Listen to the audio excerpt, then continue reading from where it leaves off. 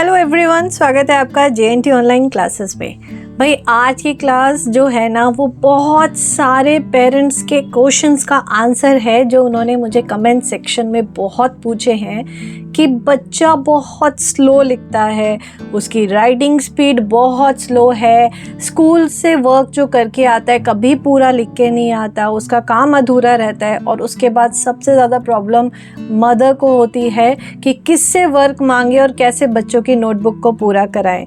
ये सारी चीज़ें हैं। एग्ज़ाम में कभी एग्ज़ाम पेपर पूरा नहीं होता, इतना स्लो लिखता है, बोर्ड से उतार के तो वो लिखता ही ढंग से नहीं है, या फिर बच्चा लिखना ही नहीं चाहता, वो लिखना पसंद ही नहीं करता।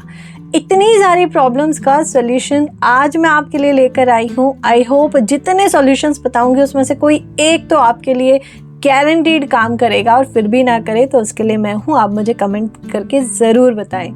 तो चलिए वीडियो करते हैं स्टार्ट। और स्टार्ट करने से पहले चैनल पर न्यू है तो कर लीजिए प्लीज़ सब्सक्राइब और वीडियो लाइक करना ना भूलें। So let's start.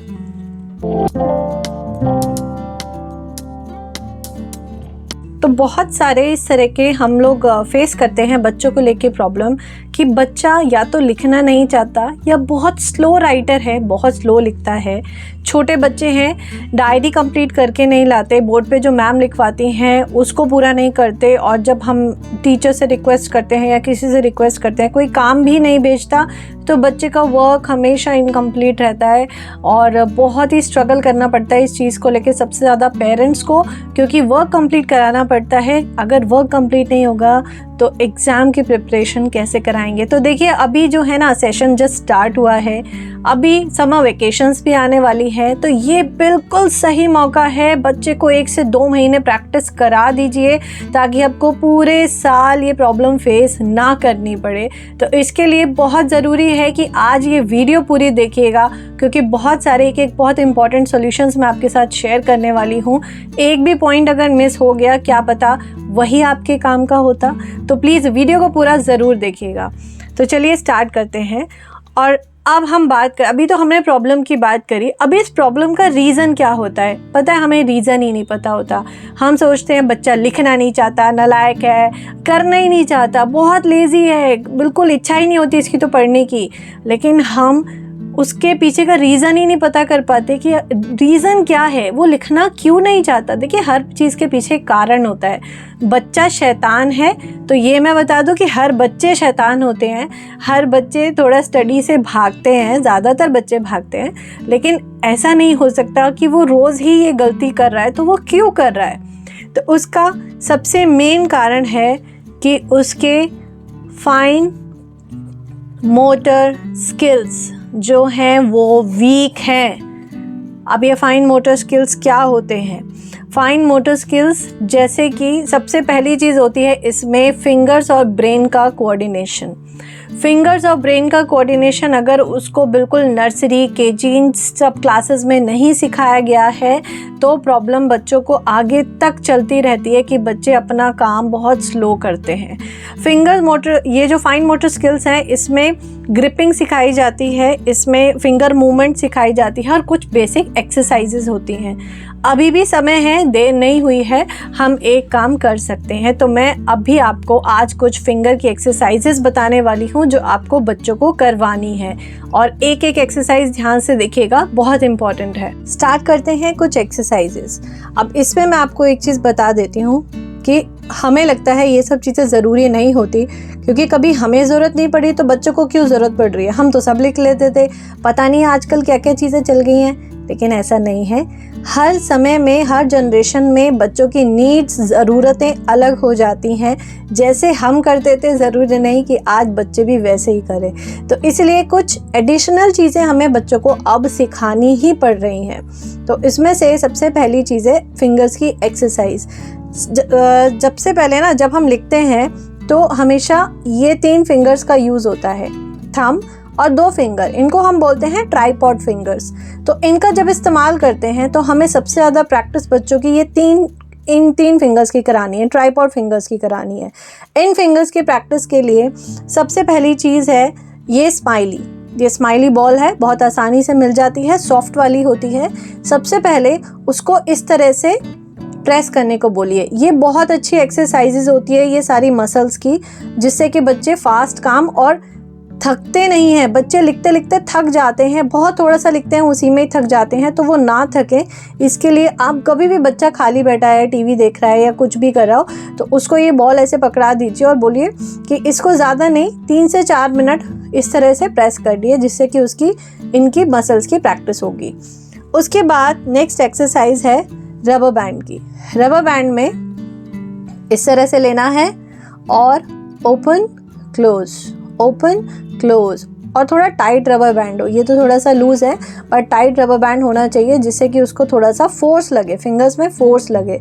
ये बहुत ज़रूरी एक्सरसाइज है, ये भी मसल्स के लिए है।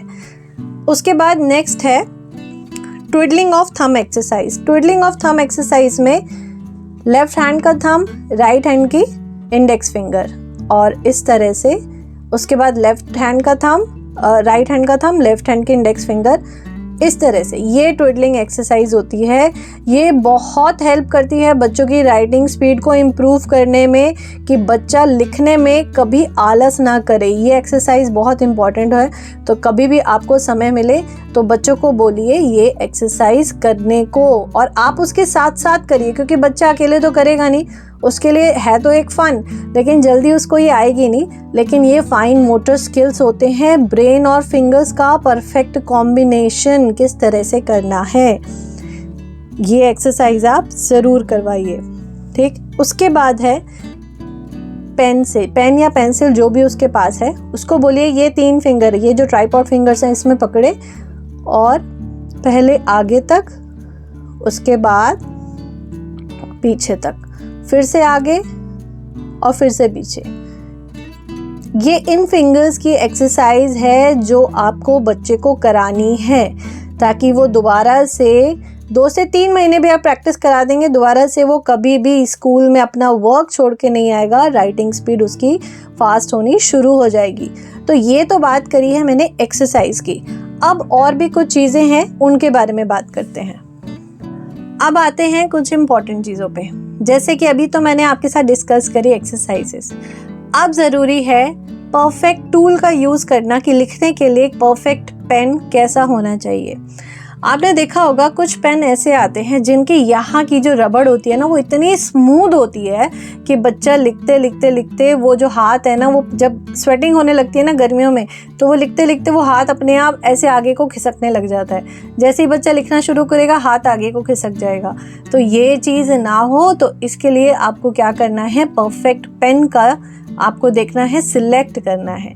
दूसरी इम्पॉर्टेंट बात, बच्चे लिखते हुए क्या करते हैं, खोला और इसको पीछे लगा लिया ताकि कैप गुम ना हो जाए, इसके लिए यहाँ लगाते हैं। आप जब भी ऐसे करेंगे आप देखिएगा आपका पेन हैवी हो जाता है। तो दूसरी चीज़ आपको ये ध्यान रखनी है कि जब भी पेन का इस्तेमाल कर रहे हैं लिखने के लिए, तो आपको कैप का यूज़ नहीं करना है। शुरू से एक प्रैक्टिस बना लीजिए कि कैप को यहाँ पे नहीं लगाना है, इसको अलग रख दीजिए लिखने के लिए।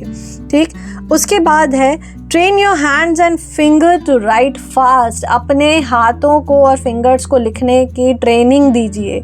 ट्रेनिंग देना, पेरेंट्स बच्चों को आपको ट्रेनिंग करानी पड़ेगी। उसके लिए आपको एक काम करना है, शुरू में तो हम बहुत ज़्यादा बच्चों को इस चीज़ में इन्वॉल्व नहीं कर सकते, छोटे छोटे टास्क देने हैं, ज़्यादा नहीं। आप सपोज़ जितना मैं आपके सामने एक रजिस्टर दिखा रही हूँ, आपने बस इतना सा इसका 1/4 पार्ट ले लिया और उसको बोला बस ये लाइंस में आपको लिखना है, बस इतना लिखना है, यहाँ से यहाँ तक, पूरा पेज नहीं लिखना है। हम ज़्यादा बड़ा टास्क देंगे तो बच्चे उसको छोड़ देते हैं, करना पसंद नहीं करते। तो छोटे टास्क दीजिए, बस यहाँ से यहाँ तक लिखना है। जो भी बच्चा लिखने में पसंद करे उसको लिखने को दीजिए थोड़ा सा, और टाइमर सेट करके कि अपना टाइम रिकॉर्ड, मतलब जो भी टाइम है उसका वो खुद ही ब्रेक करे नेक्स्ट में। ठीक है, उसके बाद हमें नेक्स्ट चीज़ करनी है कि 2 से 3 घंटे, स्पेशली जो बच्चे बड़े हैं जिनका 3-3 घंटे का एग्ज़ाम होता है, धीरे धीरे उसी टाइमिंग को हमें 2 से 3 घंटे पे लेकर आना है कि 2 से 3 घंटे उसको लिखना है, बस लिखना है, कुछ देखो और लिखो, देखो लिखो। ठीक है, तीसरी इंपॉर्टेंट बात, अगर बच्चे छोटे हैं, सपोज 3rd और 4th क्लास के बच्चे हैं, उनको बोलिए कि अपना टेस्ट वो खुद से प्रिपेयर करेंगे। जो बैक एक्सरसाइजेज होती हैं वो टेस्ट वो खुद प्रिपेयर करेंगे, क्योंकि जब हम एज अ पेरेंट या टीचर उन्हें टेस्ट प्रिपेयर करके देते हैं तो समझ समझ लिया उनका 80% काम तो हो चुका होता है, तो लिखने की हैबिट ही ख़त्म हो जाती है वहाँ से। बच्चों को बोलिए अपना टेस्ट खुद ही प्रिपेयर करें, अपने सामने बिठा के प्रिपेयर करवाइए, जिससे कि उनको लिखने की ज़्यादा से ज़्यादा हैबिट हो। बच्चे अगर छोटे हैं, सपोज़ केजी में है या फर्स्ट में है, सेकंड में है, तो उनको ज़्यादा से ज़्यादा ड्राइंग करने को दीजिए, पेंटिंग करने को दीजिए, सीज़र पकड़ा दीजिए, सीज़र से प्रैक्टिस कराइए। सीज़र से ये ट्राइपॉड फिंगर्स की प्रैक्टिस होती है, पेपर कट करने को दे दीजिए उनको। तो ये सारी आपको प्रैक्टिसेस करानी है। और जब बच्चे अगर जैसे 4th 5th में हैं तो कोशिश कीजिए कि थोड़ा छोटा छोटा लिखें। जितना स्मॉल लिखेंगे तो उतना ही आपका मेहनत कम होगी। तो एक्चुअली बच्चे मेहनत तो कर रहे हैं, लेकिन वो करेक्ट जगह पे नहीं कर रहे, करेक्ट तरीके से नहीं कर रहे। बस इन चीज़ों का हमें ध्यान रखना है। तो आई होप ये वीडियो आपके लिए हेल्पफुल होगी, और नहीं भी होगी, कोई भी क्वेरी हो, तभी भी आपको सोल्यूशन इसमें ना मिला हो, तो प्लीज़ आप मुझे कमेंट करके ज़रूर बताइएगा। मैं पूरी कोशिश करूँगी आपका रिप्लाई करूँ, आपको सही सॉल्यूशन दे पाऊँ। Hope you like this video पसंद आए तो लाइक करिएगा, शेयर करिएगा, और चैनल पर न्यू है तो ज़रूर करिएगा सब्सक्राइब, और कमेंट करके ज़रूर बताना वीडियो आपको हेल्पफुल लगी कि नहीं। मिलूंगी मैं आपसे नेक्स्ट वीडियो में, तब तक के लिए गुड बाय।